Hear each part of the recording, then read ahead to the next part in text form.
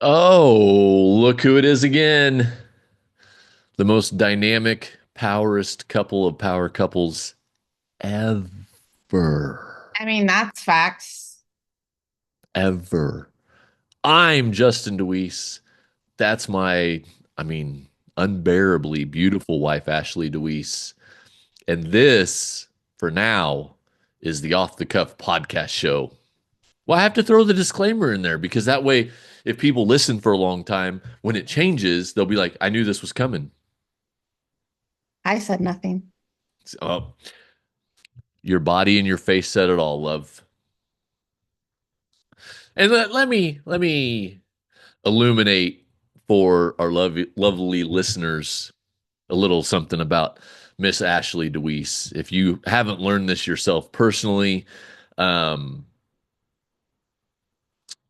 when we're here at the house, we like to watch shows, movies, what have you, with the kids. Um, and I have faithfully converted everybody in this house to the closed captioned world. It just makes life easier. You put the captions on and you can read what they're saying in case you can't clearly hear what they're saying. Well, and to pause real quickly, at first I hated it. Like I thought it was the dumbest thing in the world to put closed captions on. And now it's just like a norm. And when they're not on, it's Right. It's harder. annoying. It's annoying, and yet it's one of those, it's one of those things that's just like subconscious. Because I don't even think about closed captions. I don't even think about the fact that while I'm watching whatever we're watching, that I'm utilizing them. But I Right. know when they're not on, and I get Oh, annoyed for that they're sure. not on. Oh, yeah. Listen, the last movie we saw in the theater, I was like, where are the damn captions at? How cool would that be? Well, I don't know how that would work. I guess that would have to be like one of those like Google glasses or something where you could turn on closed captioning to see for Oh, yeah. yourself. Right. But obviously, like the whole theater, it wouldn't be on for the whole theater, but you Well, and could then it turn could it be, on. if it's on just your face, then it could be in whatever language you prefer. Right. That'd be dope. Um, but yeah, so we're a family that likes the captions now. And in spite of what she just said about not liking it at first and then growing to like it and whatnot, the reality is my wife lives a captioned life because she can not say anything, but that face and that body clearly convey her disdain for what you're saying Or my excitement. Like, or let's her not just or go, her excitement. It's and not a one-way street. I honestly, I believe it's a gift. Like, sometimes it can feel like a curse because stuff's happening up here that I don't even realize is happening. But I honestly believe it's a gift because I don't know.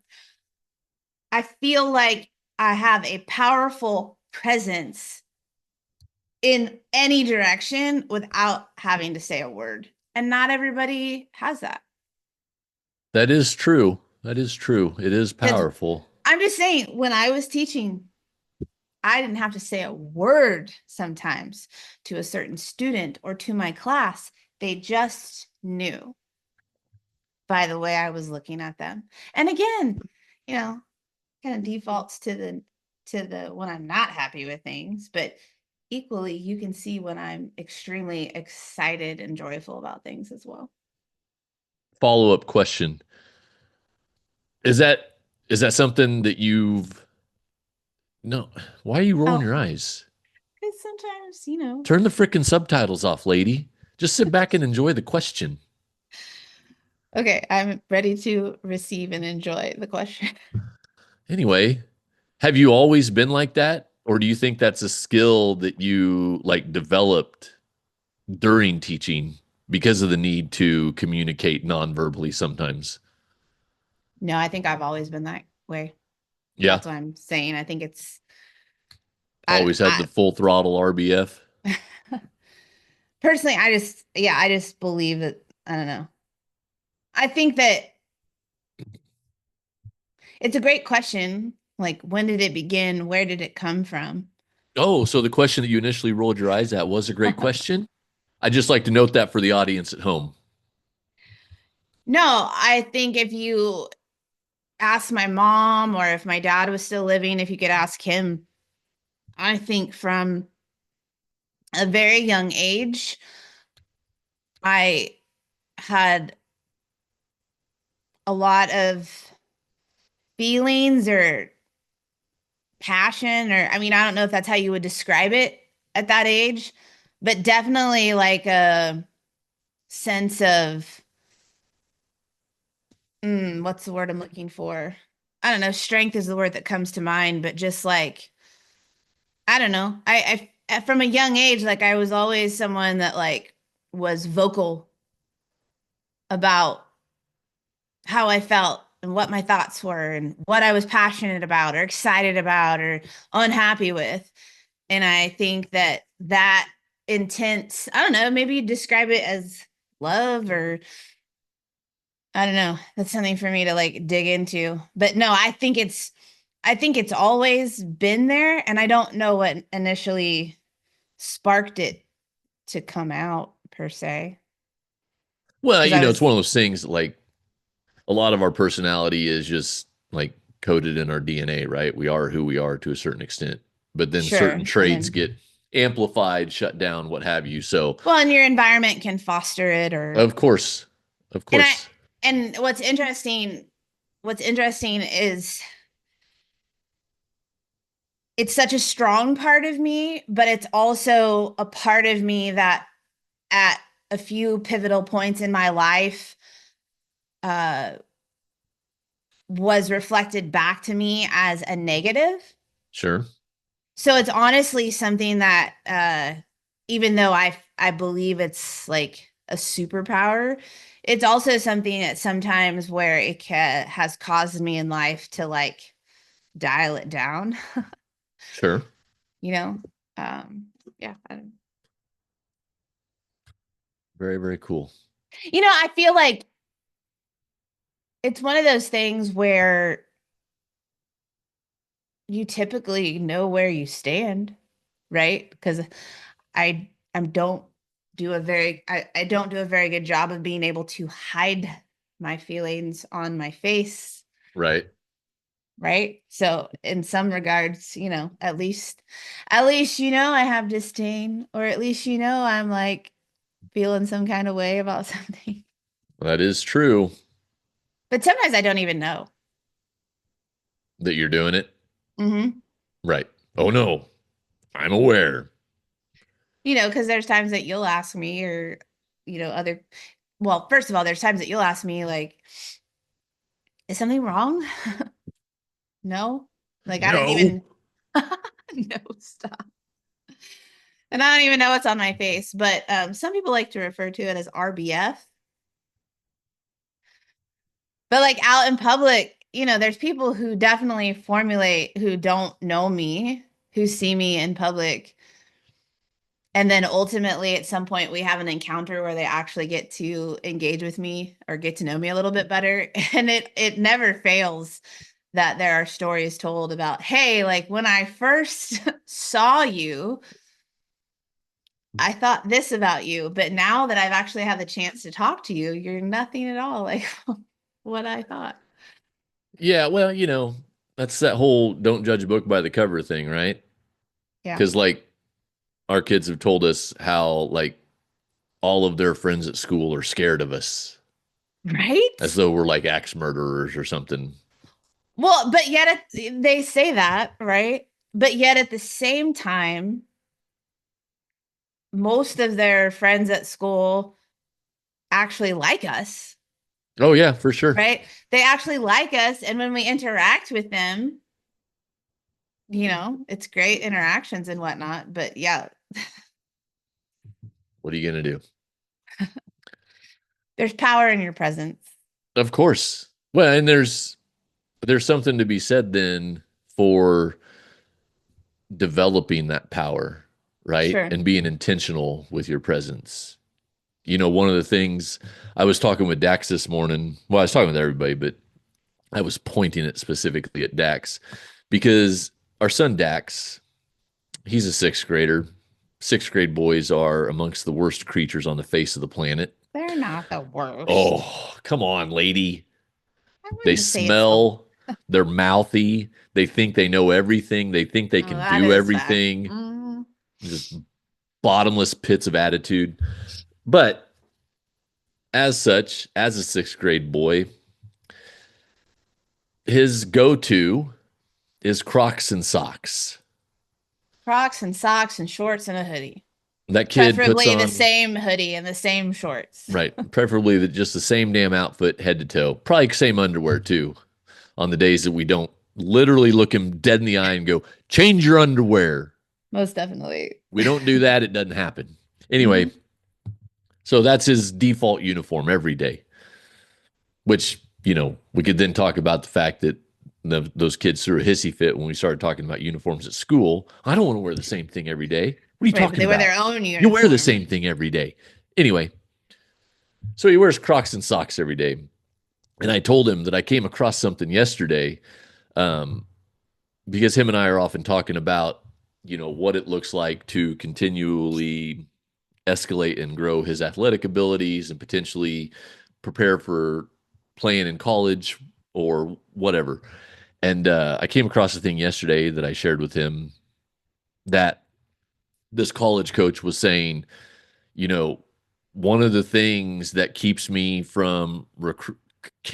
keep me from recruiting a kid is I like to go to the schools outside of practice time during normal school time and see how the kids dress, see how they carry themselves in class and in the hallways, see how they treat other people, all the little intangible things, right? Because that speaks to a person's character and their mindset. And at the top of this guy's list was he said, I will not recruit someone that wears Crocs every day. It was as though I had told Dax that everything he ever believed in his life was a lie when I said that. He was aghast. What? What? Why? Why can't I wear Crocs every day? I said, you can wear Crocs every day. But the presence of those Crocs every day speaks something about you. And that's what this college coach is looking at, those sort of intangible things, right? And I got to thinking about that as we were talking about presence and the power that you show up with, right? Because it's all those little things that can It add is, into that.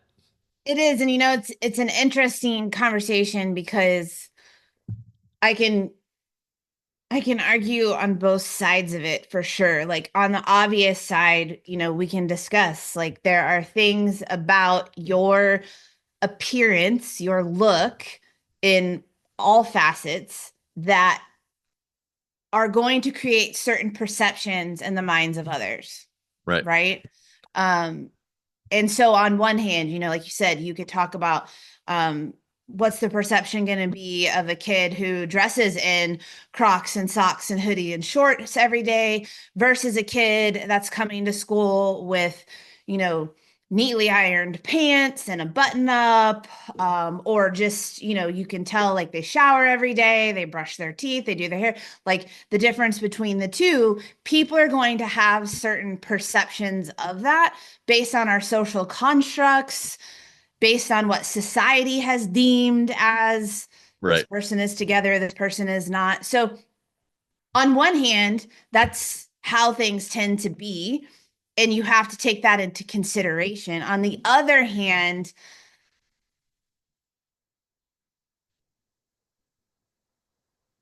On the other hand, see, uh-oh. this is what it's like living in our house. Docs does this too, because it looks like he's not paying attention to a lick of what I'm talking about.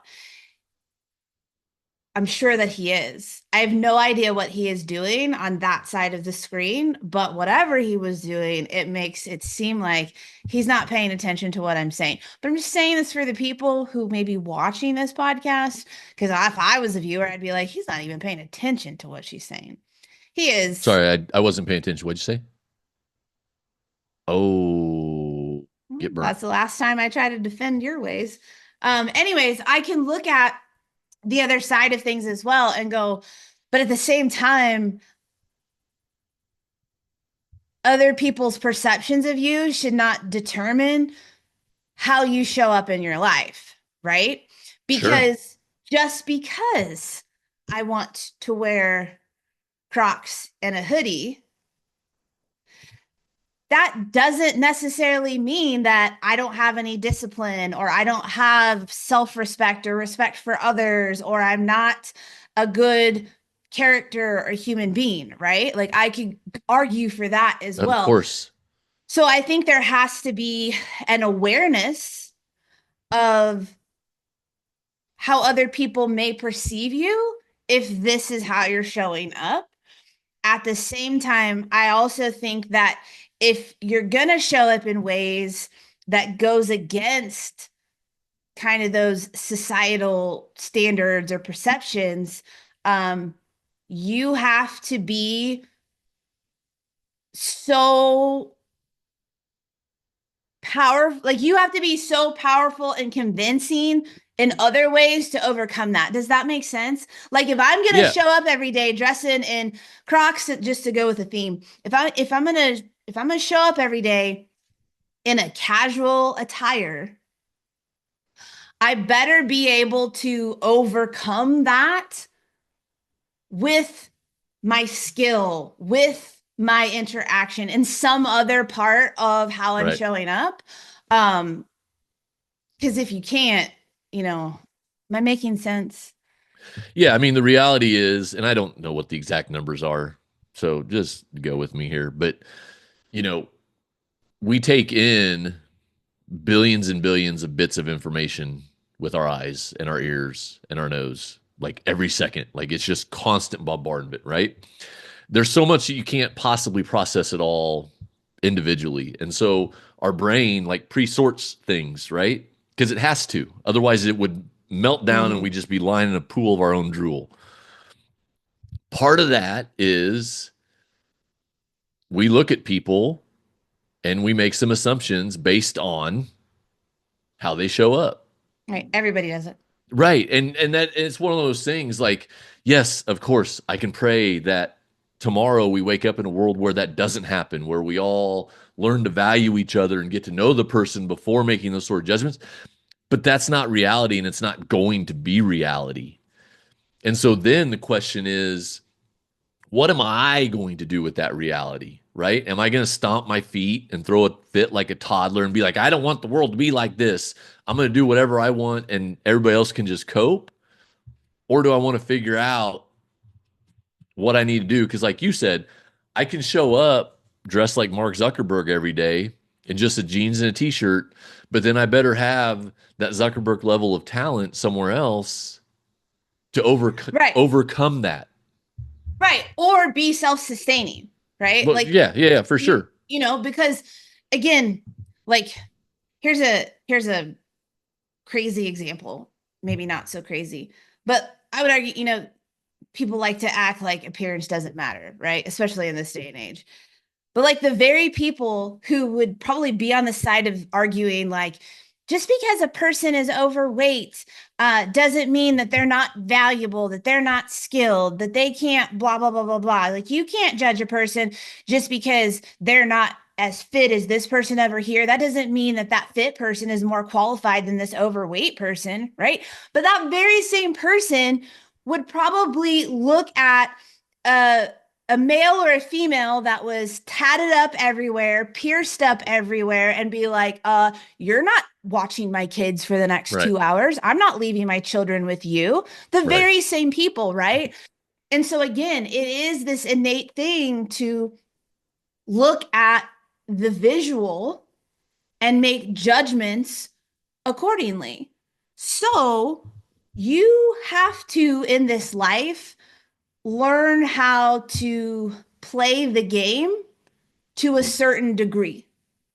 right. And I honestly believe that the most successful people who are those outliers, who walk to the beat of their own drum, even they, I believe, would tell you that to a certain degree, they have learned how to play the game without compromising too much of their Right. own authenticity, right? But the reality is nobody lives on an island. You are interacting with other humans and a social construct.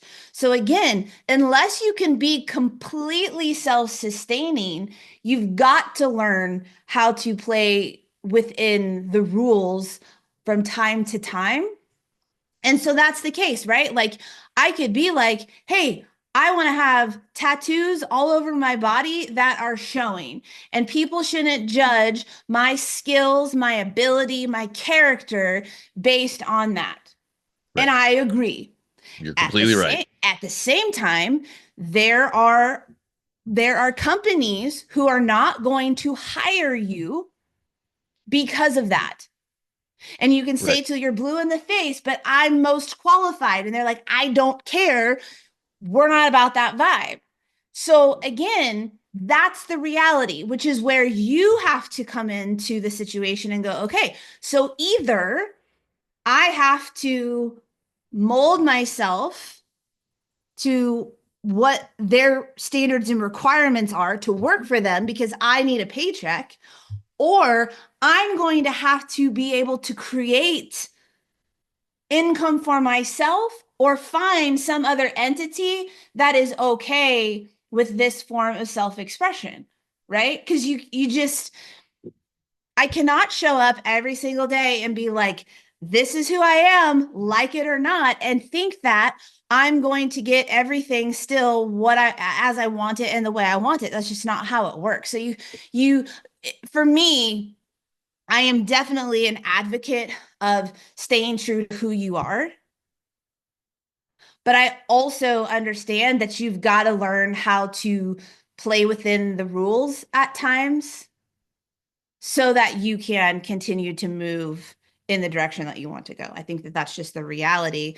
And some people just like to ignore reality.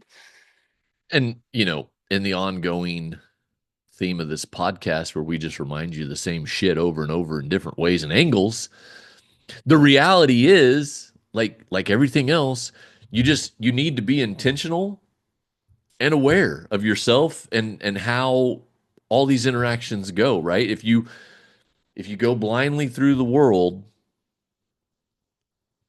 without thinking of any of these things, like you're going to get what you're going to get, right? Like if you're not intentional, to your point, with all the tattoos and the piercings, like you need to understand that there are certain places that aren't going to accept you. Right. And you have to decide, is that something you're okay with? Right. Right. And I can liken that in a more relatable sense of like, you know, I don't I don't show up on social media or within my coaching business every day with a full set of, hair and makeup and professional suit or dress or what have you, because that's not necessarily how I want to show up every single day. I then have to be aware enough and understand that there will be some people who look at me and believe that I'm not a legit Right. coach, that I'm not professional, that I perhaps don't know what I'm doing because of how I present myself. So I then have to make a decision. Am I okay with that? Am I okay with potentially not attracting certain people to take a hold of my services because they're going to look at the fact that on a lot of calls I'm wearing a hat and a hoodie, right? Or don't have a full set of makeup on, and I'm going to have to be okay with there's some people who think that I'm not knowledgeable and not professional because of that. Well, and the flip side's true too, right? Like there are going to be some people that look at you if you did go to the nines every day, there would then be people that looked at you and went, "I can't work with that. Like she's too put together."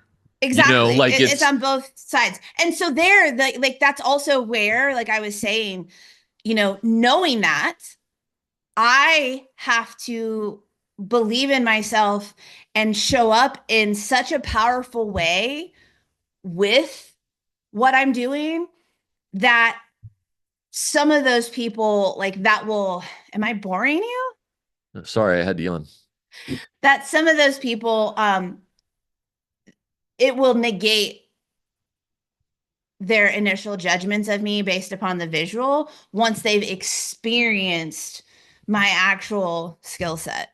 Right. Right? You have to be so good that whatever judgments or doubts people have of you based upon how you look, you have to be so good that it's just undeniable. They can't hang their hat on that judgment because you're so good at this other area, that it is undeniable, or they're just never going to come around, and that's okay. Well, and so then I think that touches on a couple areas, right? Number one is that that layer of confidence that we have, right? To show up how we're showing up and be in our power, right?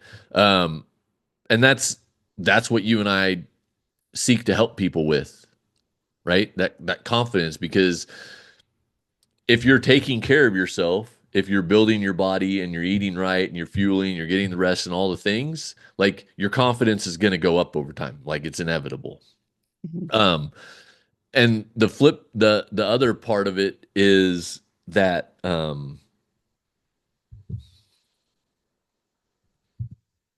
it vacated the premises.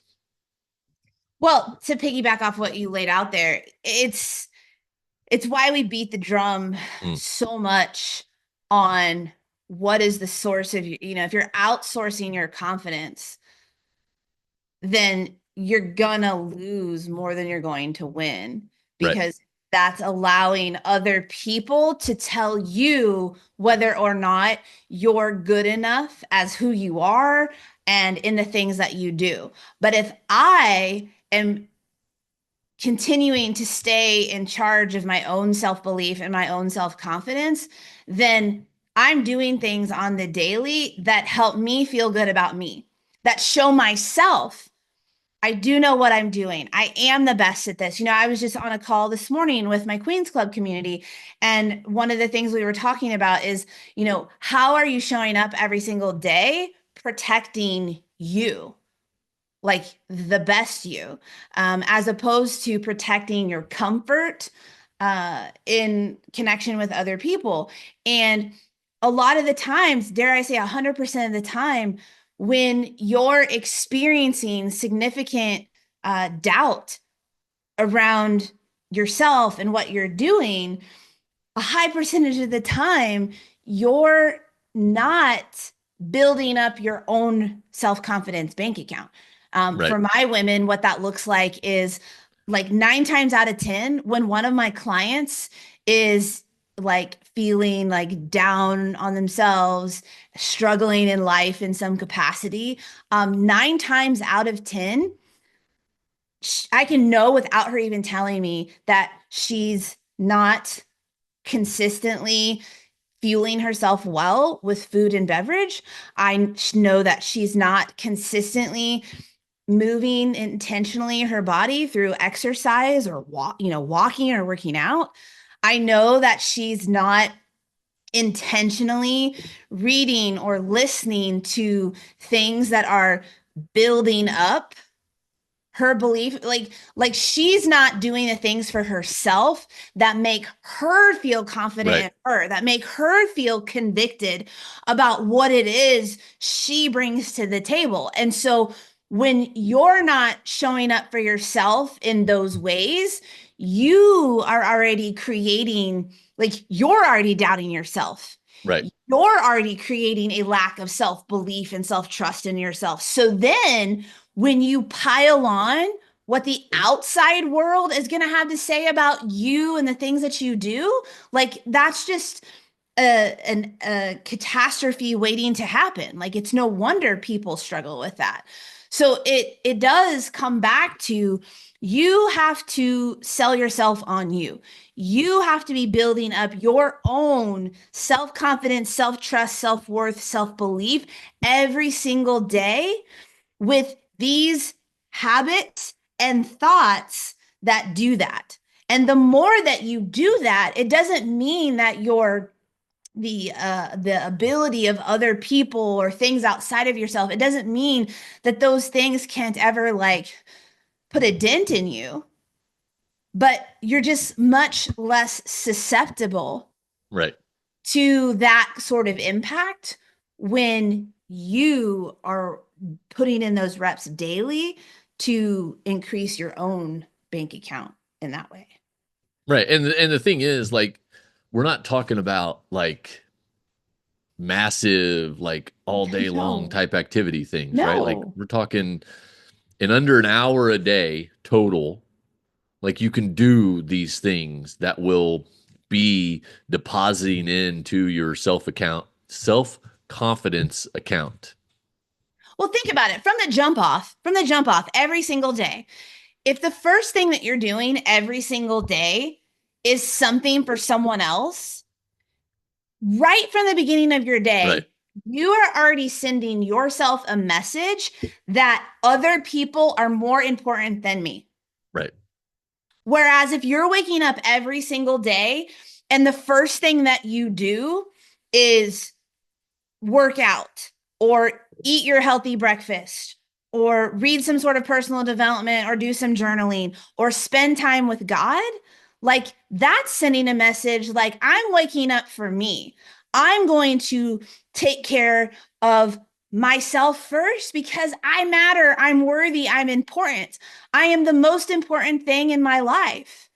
And some people can view that as like cocky, but like when like shouldn't you like aside obviously like aside from God, like shouldn't you be the most important thing in your life to take care of? Because if you aren't taking care of you first, then how in the world are you going to be able to show up at your best level to serve whoever else in your life? Like you won't be. So if you want to look at Right. it that way, I'm actually being an asshole if I don't show up for myself first, because then that means I'm giving my employer, my kids, my husband, whoever else, I'm giving them less than what I have the potential to give them. So everybody on that side of things, like you're not being the best servant in your life if Right. you aren't showing up for yourself first. So Right. there's And that. again, to hammer on the point that it's not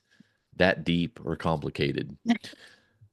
If as we get towards the end of this, if you are not currently the kind of person that is building slash depositing into your self confidence account daily through workouts, eating right, whatever, here's my challenge to you: start waking up 15 minutes earlier,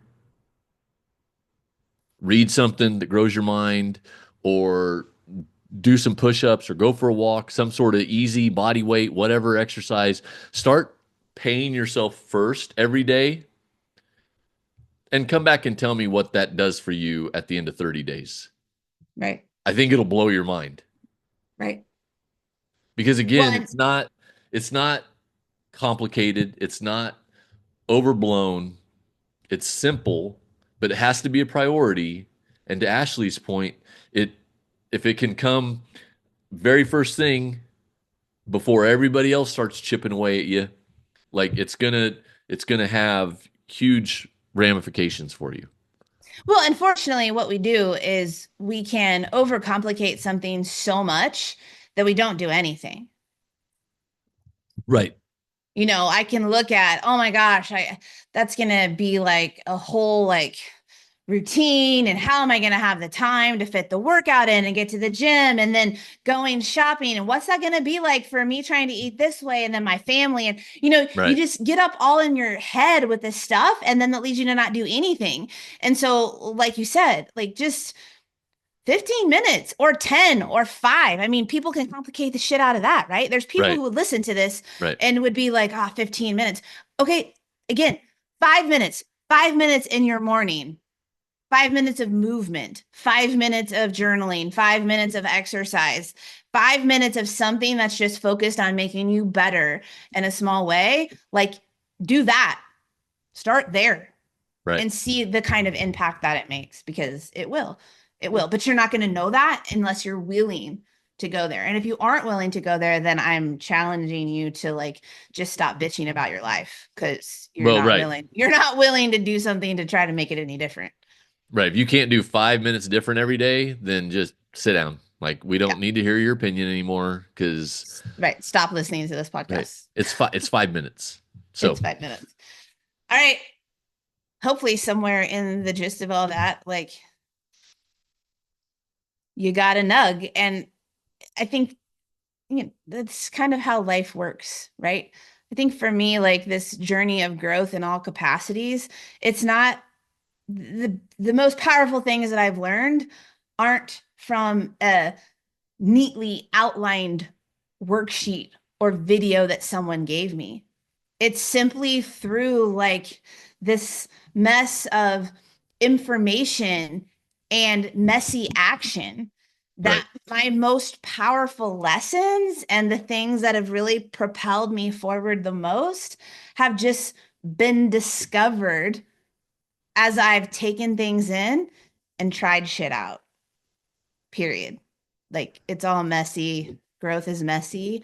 But that's where the magic happens. So, Well, listen, I'd love to tell you that there's a 100% locked in solution and give you that, but there's not. To her point, you got to try different things. And so what we're encouraging you this week, this month is if you're not already doing it, start your day off with 5 to 15 minutes of taking care of you and building you and see the and if difference it'll you make. are already doing it, what's the next step? Right. Like, what's the next thing that you need to try out, that you need to take action on in order to move you to your next level? Right. Because there isn't a stopping point. There's a point that you will get to that you're like, oh my gosh, I've been working to get here. And now you're here. And if not intentional, you will stay there and it will Right. be the exact same place you were in back here. You're just now at this level, right? So it's an Right. ongoing push of self to say, what's the next step I need to take to move me to the next level in my life? So, And that's the meaning of life, to keep moving to the next level. absolutely. All right. We love you. Thank you for tuning in. As always, we appreciate when you share your top takeaways with us in the comments. If you are someone who's feeling a little bit lost, unsure of how to take the next step or what the next step should be, please reach out to us, because if we Holler. don't have that solution for you, we certainly are most We likely can help steer connected you. to someone Right. that is. So, love you guys. Have a great week. See you soon.